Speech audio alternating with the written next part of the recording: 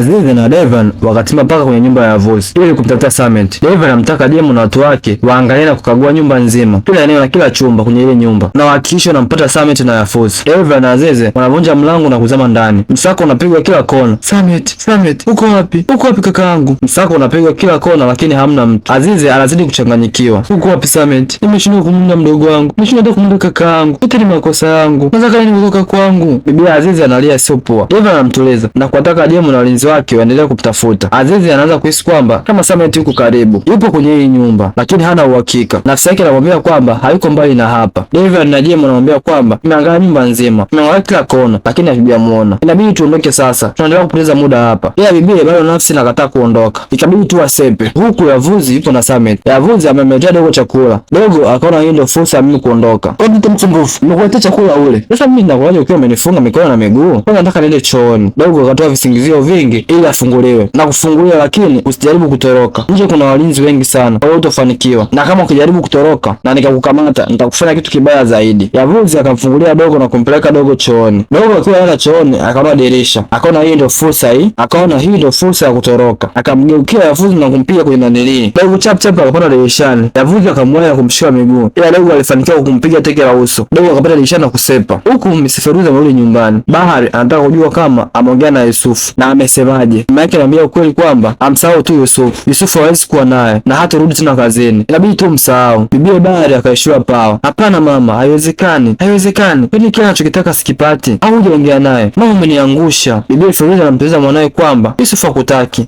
Na kwa sasa yuko na mpenzi wake Zelia. Anampenda sana. Wanapendana sana. Na inabidi msahau. Na kwa sasa inabidi uzingatie afya yako. Lakini sababu mimi nataka Yusufu. Bibi Feruzi ikabidi amwambie ukweli Bahari kwamba anaumwa ugonjwa mkubwa sana. Na sipatie matibabu kwa haraka hali itazidi kuwa mbaya. Nisipatie matibabu itakuwaje? Niambie. Binti yangu, maini yako hayafanyi kazi vizuri kwa sasa. Unahitaji upandikiziwe ini. Na usipofanya hivyo itakupoteza binti yangu. Bibi Bahari nguvu zikamwishia. Matatizo juu ya matatizo. Ila usijali, sitaruhusu nikupoteze. Wewe ni muhimu sana kwangu. Huku upande mwingine Azizi na familia yake wanapanga jinsi ya kumpata Samet. Mara Avuzi anapiga. Yuko wapi mdogo wangu?